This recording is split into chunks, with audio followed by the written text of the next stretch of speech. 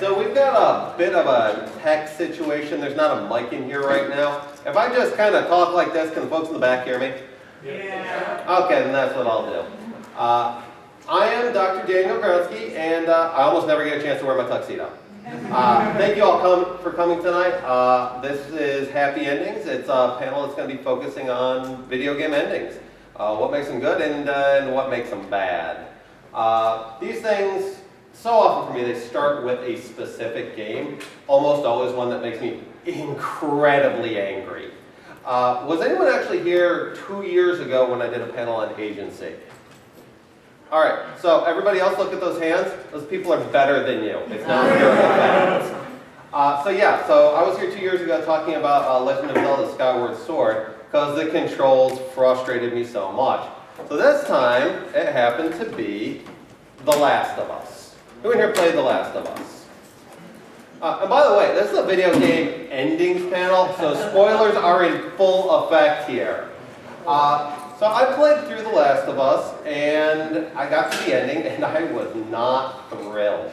Who liked the ending? The legit question, who liked the ending of The Last of Us? Some of you, that's fair.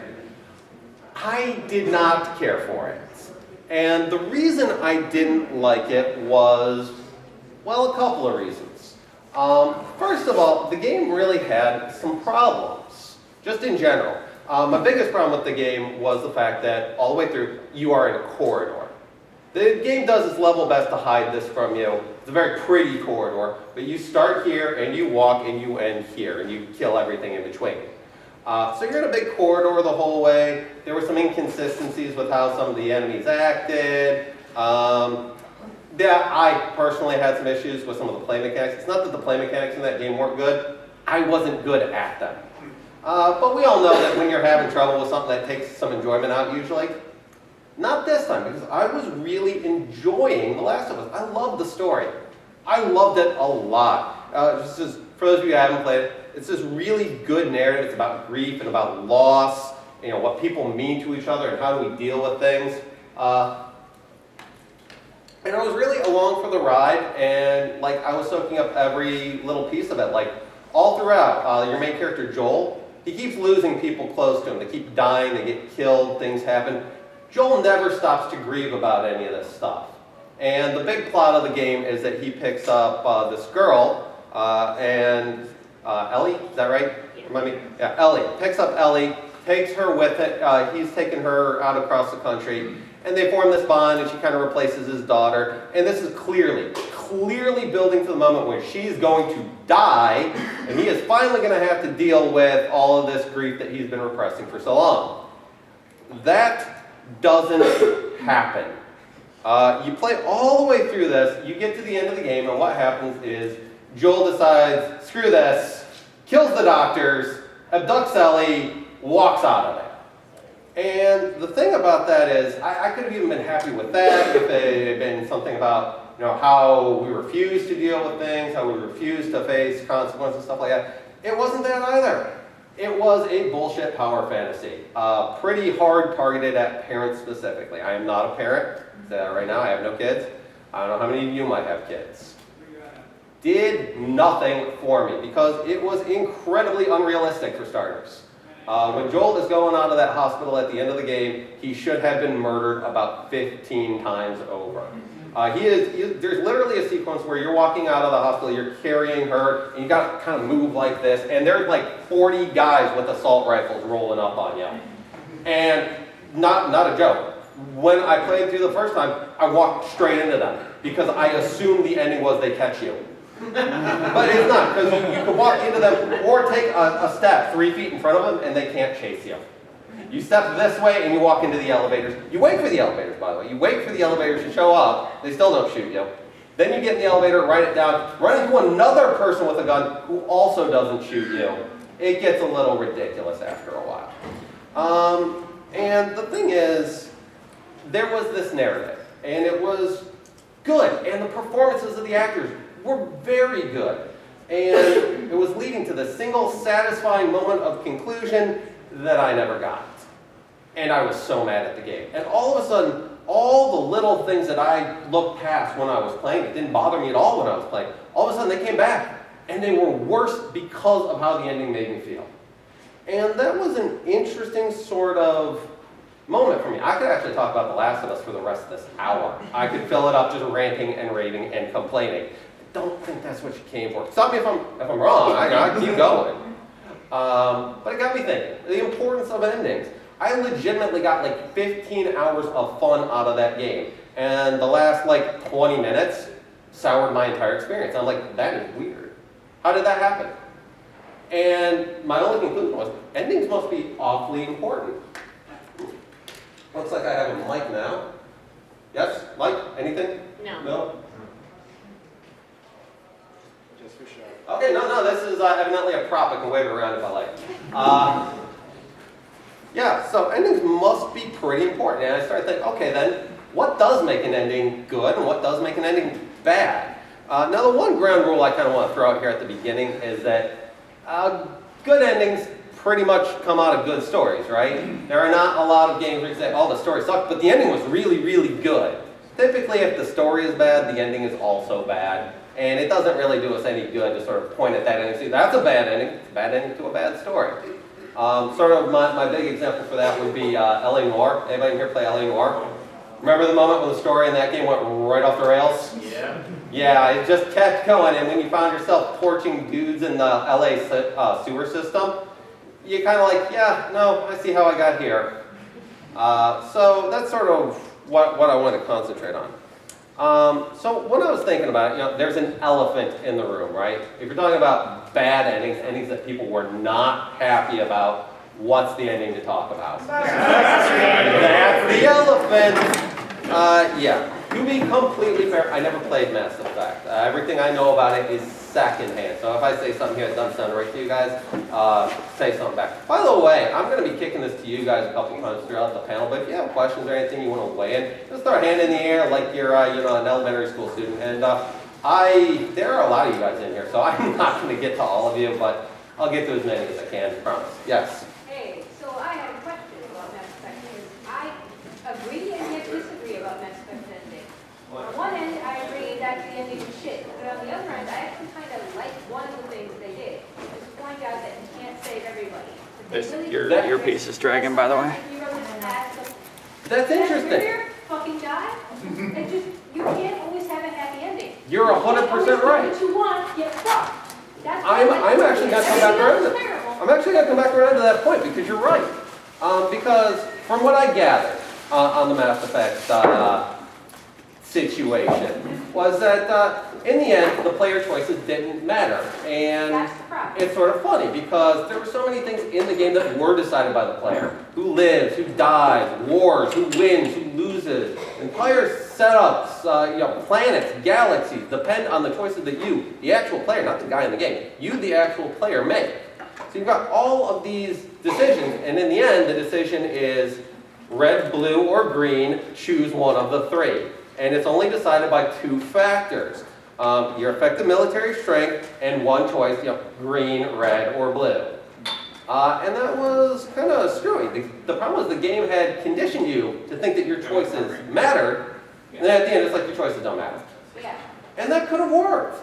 That could have really worked. It would have worked better if instead of giving you the 3, or I guess it's technically 9 with little modifiers, different endings. They just picked one ending and be like, fake bitches, deal with it.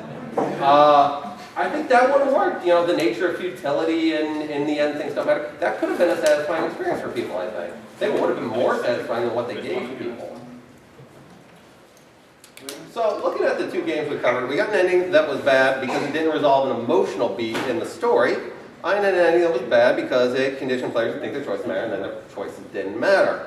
What else makes a bad ending? Because I can point at some of the sort of generic stuff, splash screens, thank you for playing, or who remembers this one, congratulations. So you get endings like that, and those aren't very satisfying. When I was looking for the worst video game endings, I was trying to do a little research on this, and ones that kept popping up actually were Shenmue 2 and Halo 2, which people hated just because they were cliffhangers. They were setting up another story beat that, in the case of Halo 2, was a couple years away. In the case of Shenmue 2, has not yet occurred and never will. So I can understand why people were upset with those, but What did you guys think? What games have really bad endings? Well, it depends on what you would call an ending for this game, because there could technically be called two endings to BioShock. Okay. One which was fantastic, and then the other which was entirely unnecessary and kind of like goes against, it went against the feel of the rest of the game.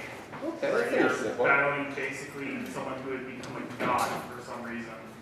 All right, let's file that one away. Let's hang on to that one. Yeah. I was just along the same lines, something different about it. Even though the final battle of BioShock was kind of against the grain of the story, I found both endings, the canon good ending and then the non-canon bad ending, entirely huge cop-outs. Oh, those two. Oh. Because have you played it first? No, it's another one that I know by You make these reputation. choices about the lives of these little girls, and then at the end, if you save all of them, then you become their savior and their father Right. forever. If you even if it doesn't. It's good forever or bad forever, and there's no realistic in between. But more than that, that was I feel like a massive cop-out, because you want to know about Rapture. That's what the story's been about. Yeah. But then they kind of say, well... And Andrew Ryan and what happened down here, yeah. Right, because then they make it about you. And nobody really cared about you. They wanted to know about the city. Because the you in the game is it's a cipher. It's a voiceless protagonist. We got a general in the back there. Down by Flame, I had really high expectations for that. And I thought the ending was a major cop-out. And one of them was kind of just a narration on, because you have two choices, get it in a good way or a bad way. And if you get it kind of in a positive way, you get a narration from one of the characters. But then the other ending, it just, you pick it and it fades to black, just being over. Okay. In the middle here. Fable 3 actually really pissed me off. Oh, God. Because you are fighting the same character you have fought before, you've already gone through that emotional distress, and the fight is easier than a lot of just the random NPC fights that you encounter. So not only Kinda wanna talk about boss fights having later, all of too. your emotional, strife that you've already gone through, but it's like they just kind of slapped it on the end to say you gotta end it somehow. It's like And a lot kill of this people guy are and you're saying, out. "You have a dance scene at the end, Up front. Gears of War. Okay. Have you played it? No. Well, basically, I kind of suck when it comes to new, especially AAA games. So. but basically, you get what you think is about halfway through the game. I'm sorry, one second. Do you need me to move my stuff out of the way? Okay. You Sorry, get didn't what mean to cut you off. you think is about halfway through the game, and then you get a call, and this girl's like, hey, get on this train, fight this guy, and then the game ends. And the best part is, the reason the train was so important was cut from the game. So they don't even mention the train until you go to the train. Oh man, that's pretty bad. All the way in the back. Yep. Brutal Legend game. Okay. It's basically a 3-act game with 2 acts. Oh. It's like it's so clear that they ran out of money or time or something, and it just like jumps from like halfway through the game. Oh, I'm learning about all these characters. Oh, what am I going to fight the big bad? And then bam, the big bad slams into your room. Now the fight. It's a Knights of the Old Republic 2 situation. Also in the back. Final Fantasy 13. All of Final Fantasy 13, 100% of it, not just the end, but you go on. The plot really starts to flop around towards that halfway point in terms of gameplay, when you hit the land that you get to, almost. But the whole, as it ends, like, wow, no one's really getting involved with this, except the 2 magical lesbians who solved everything. They never confronted anything. That's kind of a big one. It's the idea, like, because the whole point of basically every RPG is that you do have a big cast. And sometimes you get to pick and choose who you're really using or who you're really following. Sometimes it's everybody, but the point is you have a lot of guys. So it sort of divest most of the cast at the end of an RPG is kind of, you're right, a slap in the face. In the middle there. I hate to say it's one of my favorite online games, but I think the personal story of Guild Wars 2 was kind of a letdown. Especially when, I guess kind of one of like, this last boss fight, you don't even actually like fight the dragon, you have to shoot crap at it from an airship, and I'm like, this whole game's like building up, oh, you have to be the one who fight the dragon, you have to do it in a group of 5 people, and you're shooting rocks at it. I took screenshots the whole time. I beat that one without a clip. I literally beat that dungeon without a clip. It was terrible. all the way back to the center. Games are made as prequels. I'm sorry, can you speak up just a little bit? Games are made as prequels and didn't have anything exactly, you know what I'm saying? They make it so that they can actually eat it. The games that they're remade to eat into. Do you have an example?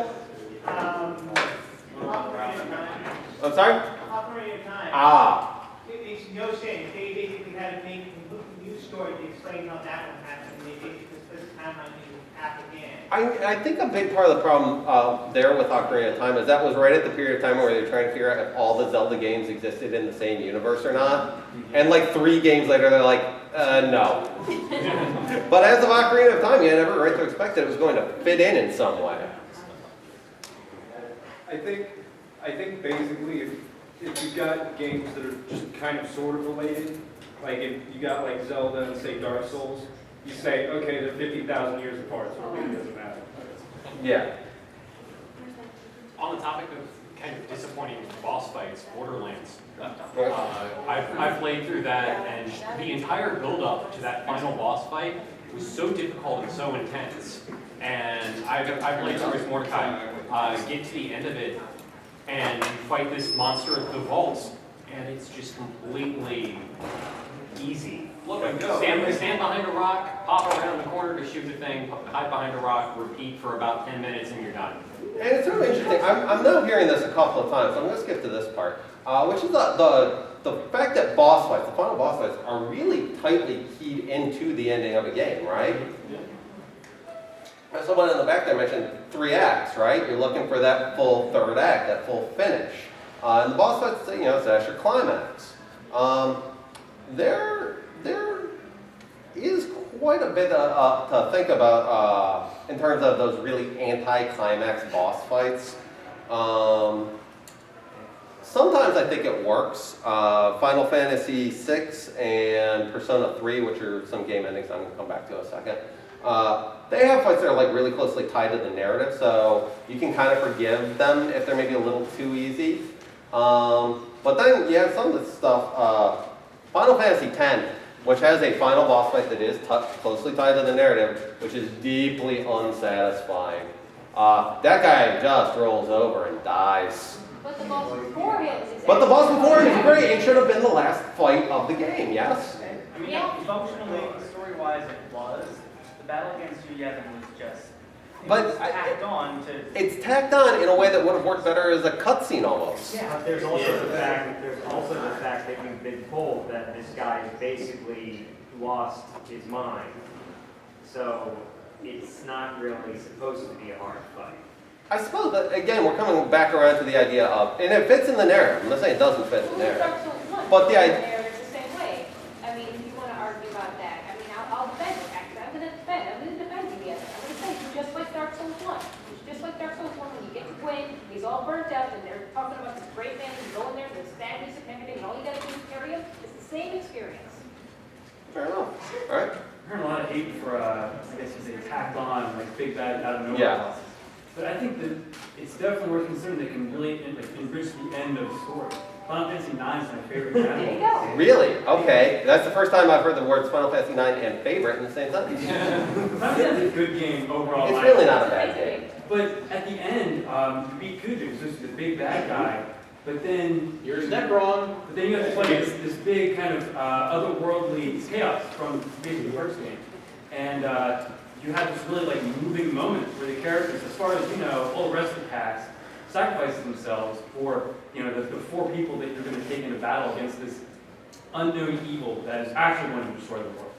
And it comes out of nowhere, and it's totally unsubstantiated by the story. But it rings so true as a good ending. When it's done, you get redemption for everybody just because of that fight. So even though it's completely tacked on and nobody knew who that was or that was going to happen, I mean, isn't there some sort of redemption for the tack on in some cases? Perhaps.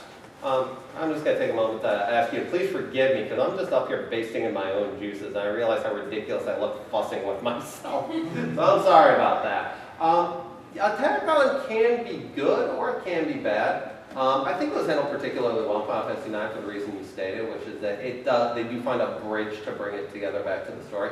A lot of times you fight bosses at the end where that space bug comes from nowhere and does nothing except die. DLC, how sometimes there's just so much filler in a DLC, or how you're almost buying a DLC to actually complete a game, and how, in my mind, having to buy a DLC in order to get an ending. Man, or any I'm just kind of, gonna, in my mind, a bad ending. I'm gonna throw this out there right now. If you're buying DLC to get an ending, that's the publisher saying, oh dang, we fucked up. We did not write a good ending, I'm sorry. Fallout 3. Fallout 3, Mass Effect. That was the mea culpa for Mass Effect, was the DLC. Skyrim. Alright. Now, the only reason I'm going to say it was actually a really fun game to play. It's just, who here has actually finished that game? I'm like 96 hours in and like still have so much to do. Finished and put in like 200 hours. Exactly. That's about right, yeah. If I'm 96 hours into a game, I want to be done. And I know gaming is all of our favorite hobby, or we wouldn't be in this room right now, but that's a lot of commitment, really. Tacking on to the people that were talking about disappointing boss fights and the build up to them, part of that can be the entire point of a game. I don't know how many of you guys have played it, but Spec Ops: The Line. I don't want to spoil the end. Spoil the end. Spoilers on. No, this game is worthless to play if you know what's going to happen. All right. Because the gameplay was actually kind of mediocre. But the very ending of it, the boss fight you are expecting never happens, and that's 90% of why that game is so interesting. It's the point. The story, you can tie it into the narrative. I know the story of a lot of games I've never actually played. You can tie it into the story well enough. It can actually be the biggest part of the game, because that scene where you end up not doing that fight is the emotional center point for that entire game, and without it, it's pointless. Alright, so I'm sort of hearing a natural sort of transition here in the audience anyways. Go the opposite direction of genre. Yeah, I think Yeah, it's really but- the destruction of that entire genre, to be completely honest. Yeah. It's like lampooning. That's the spoiler I will throw out for Spec Ops: The Line. It's the game that's supposed to make you feel bad about playing first-person shooters.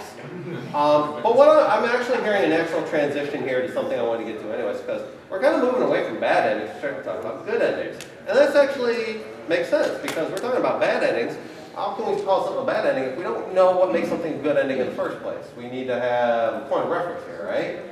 And just to sort of give you where I'm coming from, I will tell you some of my favorite video game endings. And I am old, and all of my favorite games are old. Probably one of my most favorite is the ending to Final Fantasy VI. How many of you in here have played Final Fantasy VI before? It's the best. It's the best, she's right. Again, this is an empirical fact. It's the best of pre-FMB Final Fantasies. No, it's the best, period. Oh, I argue that Tactics is just as good as an amazing ending. But the point is, it's a game with a cast of about 12 playable characters. 14 playable characters, 12 that actually have stories that go with them. And at the end of the game, you actually get a little cutscene for all 12 characters. And it's an ending, it's a sort of ending I call an everybody gets what they want ending.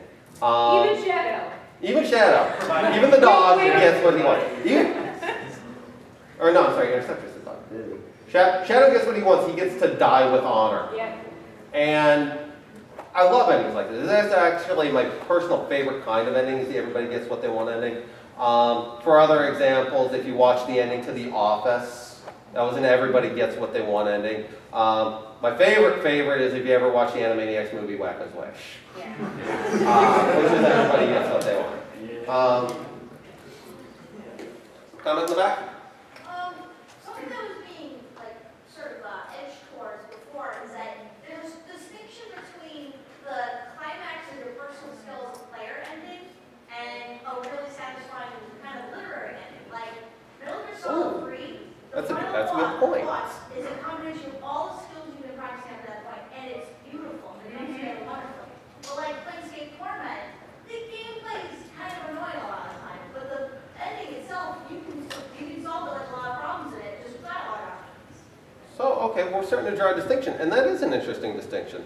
I just want to list off a couple of my favorites because I got them here on the cards. Another old game, Lunar the Silver Star. Woo! Oh my God, another Lunar fan. You're all right, lady. Eternal Blue, even better. But that's Thank you. that's an ending that really focuses on this love story between the two main characters, the two main protagonists. Really sort of, the major conflict sort of fades away at the end, and you really sort of focus on them and the tying up their particular loose ends. More recent games that I also played and liked, Persona 3, which again, had an ending that came back around. Big themes of friendship and connectedness and people you know, and it actually in the game calls them your bonds. And in the end, you can only defeat the boss through the power of these bonds. And the ending to Arkham City, which was the final appearance of Mark Hamill as the Joker. And as soon as I heard that, when I heard the news before I'd even played the game, I'm like, well, shoot, if this is his last appearance, they should just kill him at the end. Really send him out big. And then they did it. And then they killed him at the end of the game, and it was fantastic. Whoa, spoilers. I already called spoilers. All right, so what do you guys like? In the middle there? Love? I'm not Paul, but... No. The white shirt says love. Oh, one's with love hands. I'd say one of my favorite endings to the game was Earthbound. Yes. Because you're just a little kid. You go on this big adventure. You go home and Go you home. go to sleep. That's what you would do. Yeah. Blue shirt. I found the ending of Mega Man Legends to be fantastic. Mega Man Legends in general is just an amazing It was a great game, but the ending was really good because it brought things together from like a gameplay standpoint. That the only way to really do it once you cheese with some of the best weapons was to have a full mastery of the camera quirks and the dodge rolls and all the tactics. But past that, it brought in some characters you've never heard of, and this theme, this idea that you've never heard of. But it felt right. So that's again, going back to what she said earlier about the separation of the narrative ending and the gameplay ending. But in your case, for Legends, it really, both of them were satisfying. In the back of the orange shirt? Earlier you mentioned endings where everyone gets what they want. But at the same time, I feel as though those endings can be really unsatisfying if they're done poorly. You have to care about the people. Yeah, You have to want them to get what they want. One of the That makes examples sense. that occurred recently, I think, in the manga community, there was the recent ending of Naruto, which was very much everybody gets what they want, everybody gets paired up romantically ending, and a lot of people hated it. Well, I know I'm not a huge Naruto fan, but I know that's one where everybody had very definite opinions on who should be where. So there was no ending that was going to make everybody happy there. In the back of the gray shirt? Who here played basket? Yeah, that's what I was going to say. Okay. I think that's like, with the way that the music and the gameplay and the story all just sort of combine into one condensed ball towards the end of that game, it makes for a really emotional experience. All right, so music, that's an interesting point. Well, it's just the credit song, long story. Oh, yeah. Yeah, that's it. The entire thing there where you're essentially, if you choose the correct ending for this, which, by the way, choice in an ending, great idea. Dragging the antagonist's body out with you rather than letting them die, and all the enemies start just attacking you, your health starts dwindling, and eventually it just hits almost 1. And they just stop shooting at you. They realize what you're doing. And they just kind of stand on the sides as you're dragging this body with you. That's pretty moving. And it's just this incredibly moving moment because you're sitting there as the player in that character's shoes going, all right, fine, you want to kill me, you're going to kill me, that's fine. I'm doing this because this is what I chose. Well, and they eventually respect And the whole point of that is it's a story that gets told depending on the choices that you make. Yes. Okay. Black and white shirt there? So Diablo 3 had kind of a notoriously terrible story. And I remember you said earlier that a lot of times DLC can be an apology from the creators of the game, and the expansion for Diablo 3 was actually really good. The story didn't get any better. The atmosphere was fantastic, and the final boss fight was one of the most fun boss fights I've had in a game in a long time. That's actually, did anybody in here play XCOM Enemy Within? Yeah. Did you also play Enemy Unknown? Yeah. Yes. Enemy Within is really just a souped up version of Enemy Unknown. Yeah. But it really, like you said, really fixed a lot of the problems people have with the gameplay. You get the base invasion mission that you expected. The entire game in Enemy Unknown is really good. It's really satisfying. I'm okay with apologies from the game. So I'm not saying that it's wrong that they apologize, but that's definitely what that is. It definitely was, and favorite of the first two Diablo games, so I was very grateful that they did that. Curly hair? That's you. Okay, I had something more to say on Bastion. The idea of choice at the end, choice being the crux of the ending. Just like in narrative storytelling, at all, the climax of a piece is supposed to be a choice made by the main character. The climax isn't necessarily the big fight or the explosion that comes afterward. It's the choice, and then the fight and explosion is the release afterward. That makes it also satisfying. But Bastion, that choice that you make not only makes it a satisfying ending narratively for the character, but also satisfying within the gameplay, which is why that ending is so great. So it combines both of them. So one choice makes the whole thing. Okay. If anyone's played 999, Yes. Time Doors, or the sequel Virtue's Last Reward, Just the first one. both of them. Well, you have to play the second one, but there's just Got a bit of a backlog for me right now. It's that kind of ending that just takes everything you think you know and turns it on its head, but suddenly everything also makes sense. It was really clever. Really. It's actually, I will totally spoil 999 for you guys. No, you shouldn't. Just you need to play it. It's not a huge spoiler because you kind of start to see it coming into focus toward the end. There's basically, you cannot get the good ending on a first playthrough. You have to get it on a second playthrough. Because the whole thing is about psychic bonding experiments and past knowledge from one person to another. So you basically only get the information you need to get the good ending from a past life. Oh, wow. So it's actually really clever. The cool thing is you play it multiple times, you get different endings, and that ties in. One thing, you were talking about everybody gets what they want and usually being good at something bad. I think part of the issue there is that they have to know that what they want is actually good for them. Also true. So if everybody gets what they need ending would probably generally be good. But if they don't really know what they want, they might want something that's... They might want the wrong thing. A terrible ending. For the characters, at least. Right. Go ahead. Yep. We're talking about games that have, a good ending, a bad ending, and a normal ending. But one game that I thought had a great ending was Catherine, because it had so many distinct endings that all your choices went to, and they were all the right ending for the choices you made. There was no true ending or bad ending. There's 9 different endings, and they all made sense when you went down that path. All right. Plaid shirt in the back. Yeah, we were talking about player choice endings, and we were talking about everybody in their place ending. I really hate this out. I really do. Because it just feels like a cop-out. You just dodging things you were expecting. That being said, one of the things is the end of, it's a different kind of ending. It's the end of Prince of Persia. Nobody... I love Prince of Persia and the ending of Prince of Persia. Nobody really gets what they want. It's one of the most purposeful endings, but it's beautiful at the same time. Yeah. Good point. And that's something I'm going to come back to in a couple of minutes, actually, because both of you guys are kind of hitting on this point, which is the idea that sometimes the game gives you something you didn't know that you wanted.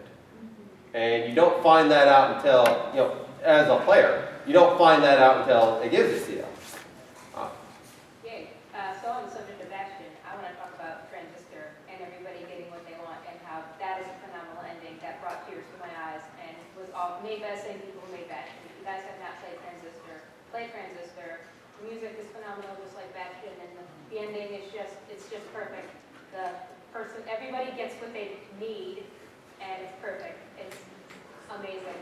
I mean, you say that, but I don't necessarily agree because, like Bastion has the choice at the end, which is good for a game because a game is about a player having agency.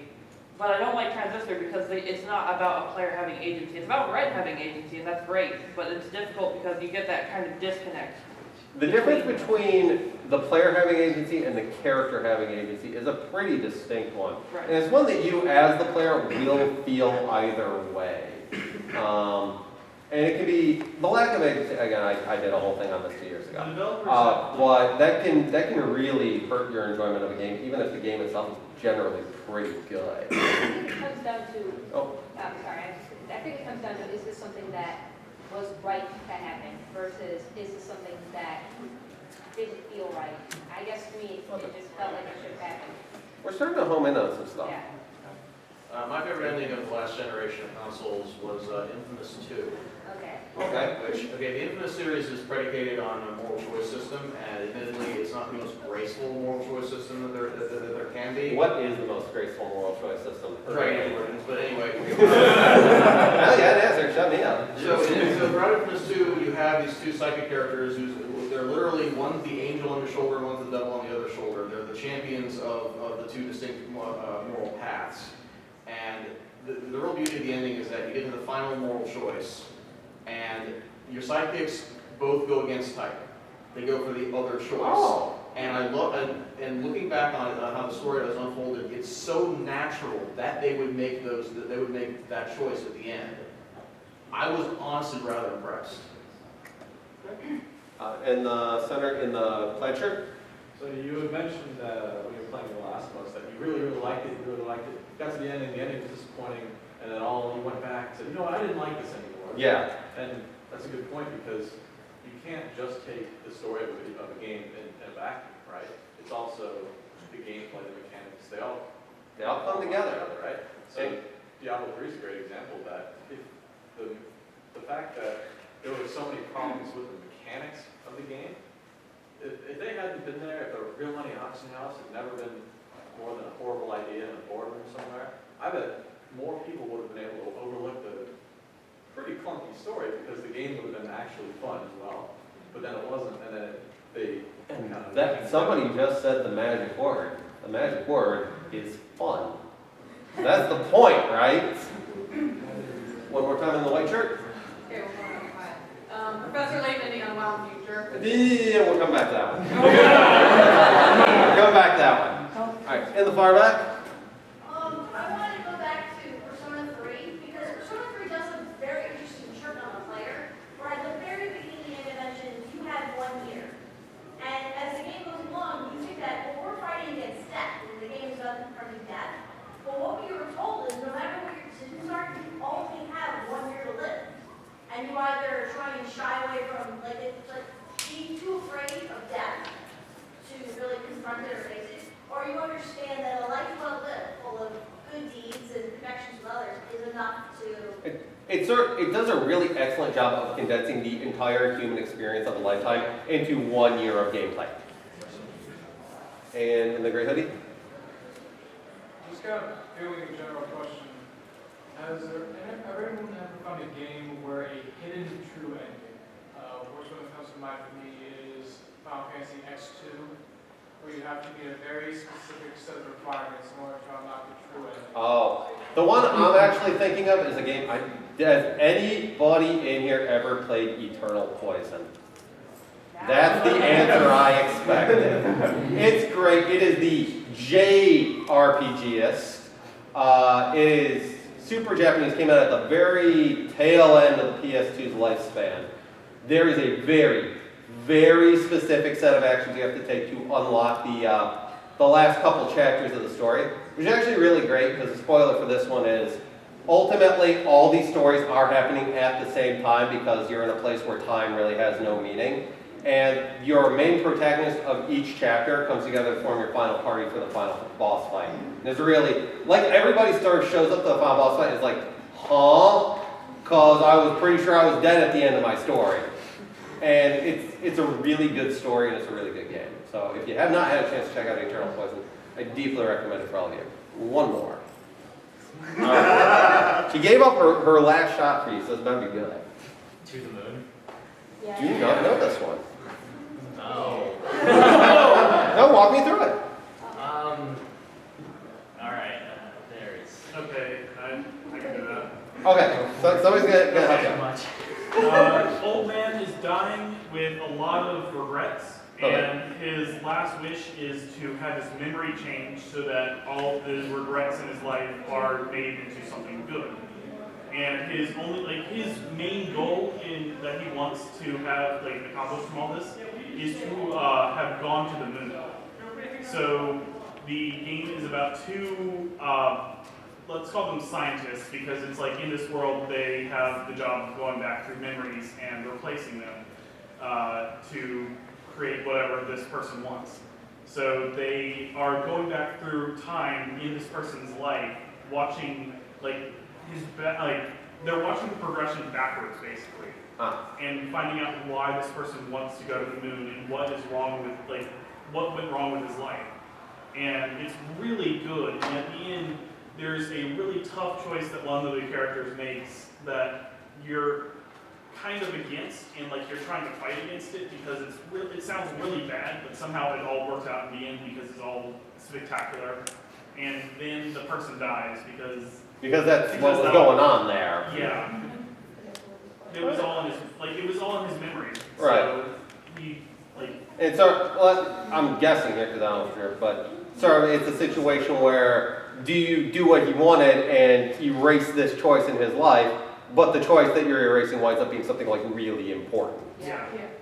Okay. You know what? I actually think we're getting somewhere here. I think we can start drawing some conclusions. Because what we've been saying here is that good endings take the things that we love about the games in the first place, character, narrative, gameplay, themes, choices. Choices was a big one we kept coming back to, right? Follow through on them, resolve them, pay them off. If we invest in a game, if we invest in a character, if we invest in a decision making, if we invest in the gameplay, we want that to bear fruit at the end. That's the ending we're looking for. That's the satisfaction that we're looking for. When we get a bad ending, when we call something a bad ending, it's an ending that robs us. It robs us of what we thought we were going to get out of this game.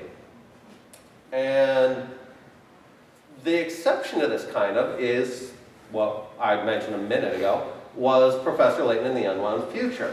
Professor Layton in the Unwound Future is a bit of an outlier because it's not regular, certainly not for the Layton series of games.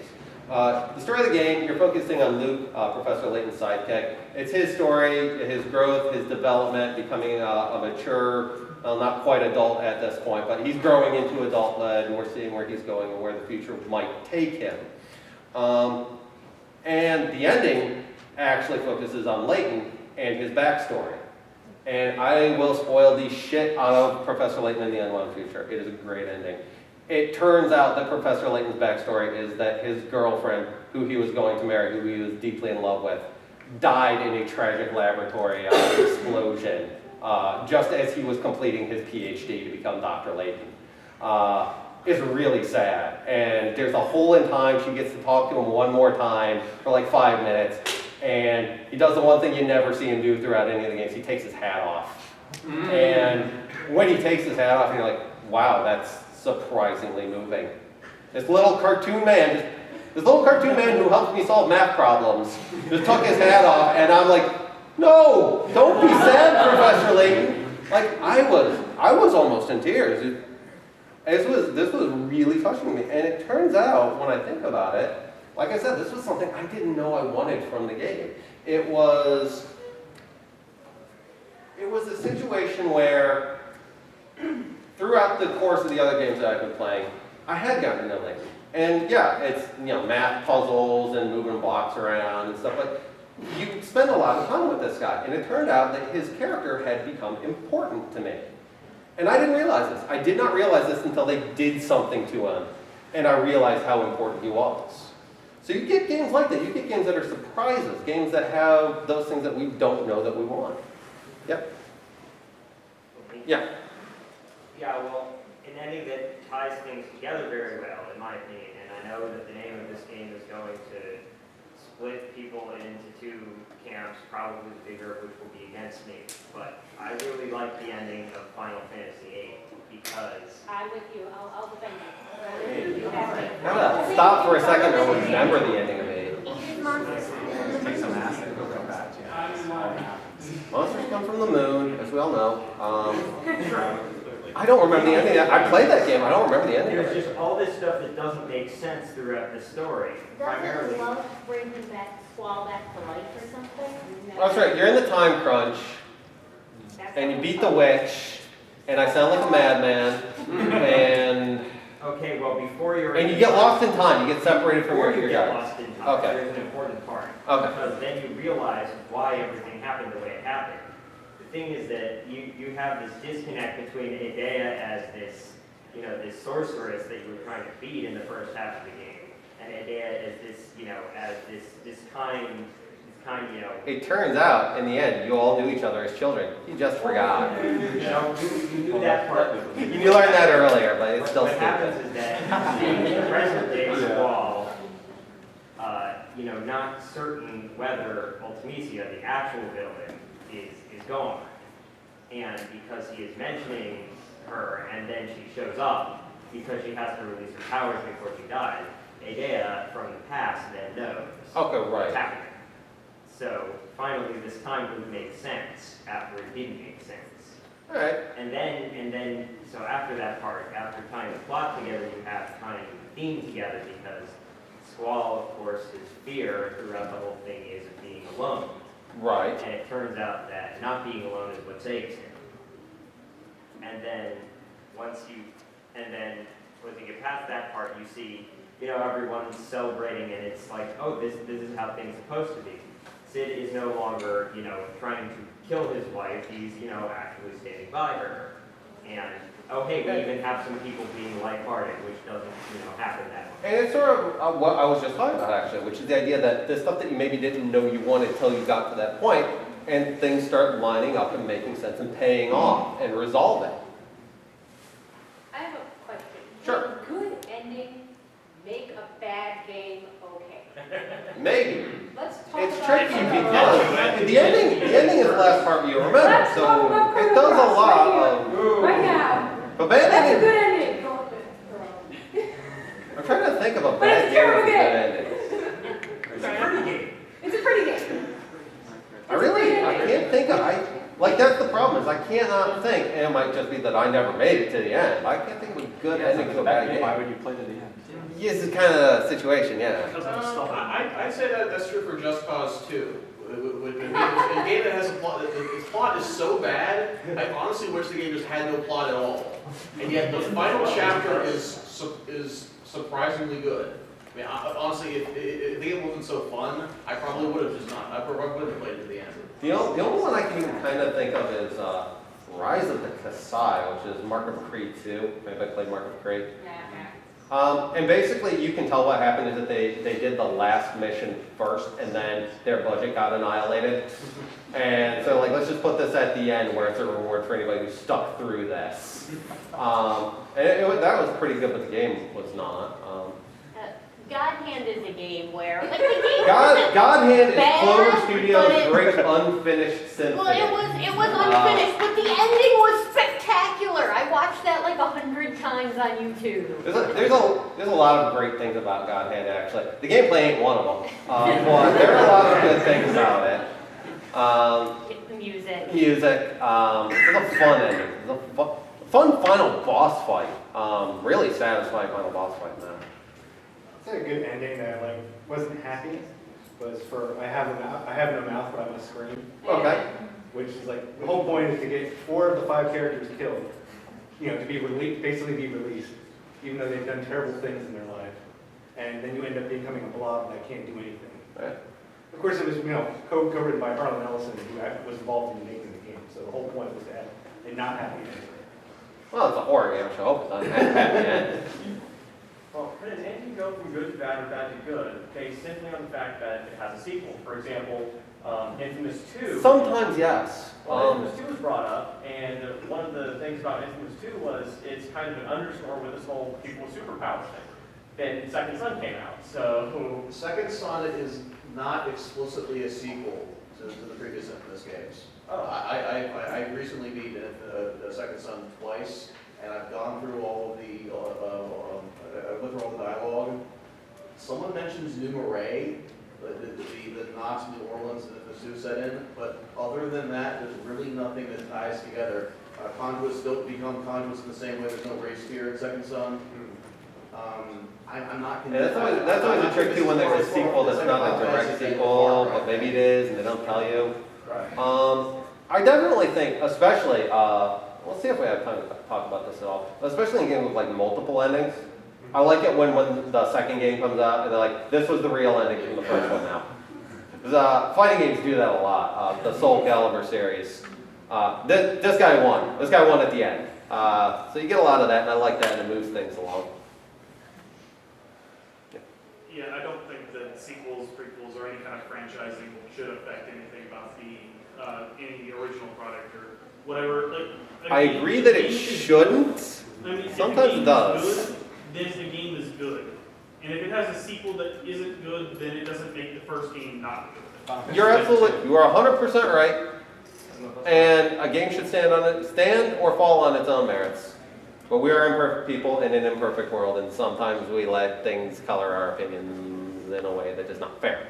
Well, I mean, we all. But you're right. We all want to pretend that other end doesn't exist, right? Yeah. Yeah. All right. You. It's an interesting point because games should stand on their own, but the stories within games, I don't know, is that really the same as games standing on all their mechanics at once? You know, like cliffhangers, you mentioned Halo 2. My reaction when I finished Halo 2 was, shit, I have to wait how long before I find out? Yeah. I like that. You know, that's good because now I want to play it. I want to know what happens. Well, certainly their marketing team was hoping you would have that response. Yeah, it worked. No, I kind of felt the same way with after I finished the season 1 of The Walking Dead. It's just like, I mean, you know what happens with Clementine. You see her like really grow up and become like just a strong, you know, girl. You know, that Lee really kind of, you know, makes her into. And then you just, you know, even though the ending is just really sad, because it just boils down to 2 choices, but no matter which one you make, it's still going to be the same. But then when you go into season 2, it's just like, you just see that character development and everything. So it makes the ending of the first game seem pretty good, because you know in the second game, you know, you'll see all that development happen. You know, satisfying to see. In the back. I think a lot of JRPGs, plots and endings get sabotaged by the fact that they seem to always, you have to find it out at the end, or else it's not interesting. Well, if you check your relative power levels at the end of all those games, there's the only dude who's going to give you any grief. No, I can fight the entire army at once. Rapid Fire Dragon Quarter. It's a rough game to get through. All the fights are really intense, and it's just all dungeon crawls all the way up. But all your character wants to do is to get this wavy mute girl to the surface so she won't die of terminal asthma. Because you're underground and the air is madness there. It eventually involves the fate of like human civilization that's underground, but you don't care. All you want is the girl to go up. And eventually, like you go through all these, like you use one of the gameplay mechanics that you're supposed to use conservatively, or else the game ends. So you all it up at the end. It's like, well, listen, it doesn't matter. All I need to do is get her up, and it makes the ending that much more effective. Because like, yeah, I did it. I guess I helped you. Hey, I don't care. I helped her. That focus, that character focus, the whole thing helps that get better. I like when they restrict gameplay mechanics because narratively it makes more sense that you don't do this. Really recent example is Tale of Xillia 2, if anyone played that one. There's a move you get and about 2 hours before the end of the game, they're like, that's killing the world, stop doing that. And then you're like, okay, I should probably not do that anymore. But they give you achievements for doing it. Yeah, I know, it's a little crazy. It's sort of a mixed message, right? Good job. One of the games where the sequel did kind of mess with the ending for me was Chrono Trigger. Because Chrono Cross is garbage. I'm ready to offend several of you here. It's a garbage game for garbage people. That's how much I don't like Chrono Cross. But the thing was, congratulations. You beat Lavos, you have a happy ending, everybody's where they need to be. Oh yeah, and 3 years later, everybody's dead. Everybody's dead, and those lizard men that kept trying to kill you, they were the real heroes. Yeah. You get, congratulations, you get nothing. Good day, sir. Chrono Cross. Chrono Cross is bad. I want to mention earlier, I recently beat this game on the Vita called Gravity Rush. It's like it's a JRPG, action RPG sort of thing. I have a question for all you guys. I'm sure you've all played games in which the protagonist has amnesia, right? Never. Only 3 out of the last 3 games. How often have you played a video game with a protagonist with amnesia who never learns a damn thing about themselves or how they got amnesia. I played Bet and Kaitos, which has a protagonist that turns out is faking amnesia. It's pretty good. You got shot in the head. That's what gave him amnesia. That's something. I mean, I assume he's still able to go back west to where he came from, and they tell him what happened to him. I don't know, but no. With Gravity Rush, it's not just that. It's that I was expecting there to be this grand revelation about this character. It seems important. And in addition to that, there's so many other little subplots. I won't bore you by mentioning them all, but none of them get resolved in any way. In the middle of the game, you travel like the center of the earth basically and find a missing school bus full of children who've been stranded there for years. They've been stranded there for years, and they made a Lord of the Flies style civilization for themselves. You rescue them, you send them up in their rocket school bus, and then you follow them, and then you show up like 3 years later for no reason, and no one knows what happened to the kids. That never gets resolved. I spent an entire act of this game trying to rescue them. We got 4 minutes left in here. And in my last 4 minutes, I do want to just go on a one quick tangent. Because I think we've done a pretty good job, actually, for thinking about video game endings and what makes them good and what makes them bad. And I think we really made some real conclusions here. Congratulations to us. I want to talk real quick about multiple endings. And since I have so little time, I want to talk about my favorite kind of multiple endings. I want to talk about gag endings. Don't expect endings. Canon endings to all Seinfeld and Castle Crashers. My absolute favorite of all time gag ending is the quote bad ending to I just blanked on the title of the damn game. I hate when that happens. No More Heroes. No More Heroes, thank you. Yeah, the gag ending to No More Heroes is your guy is sitting on the crapper.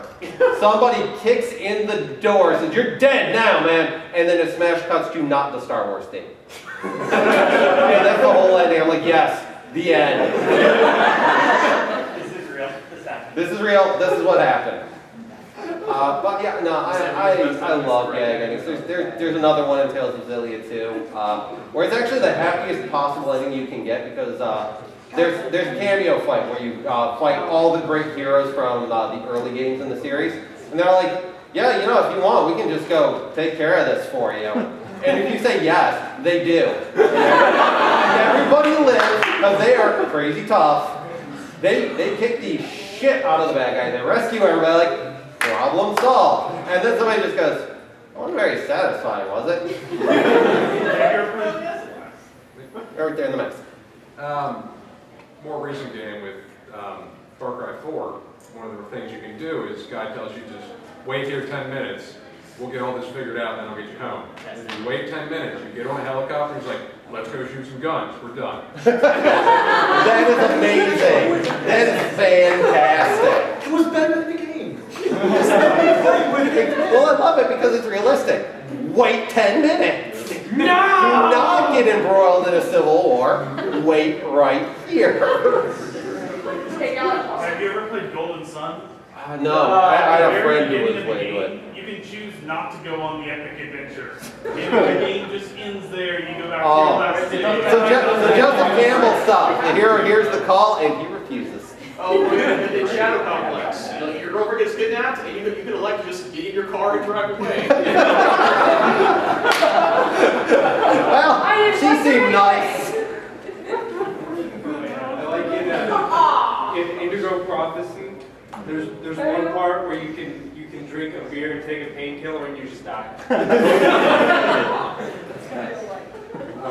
the Matrix, you can take the blue pill. Yeah. That's forward thinking.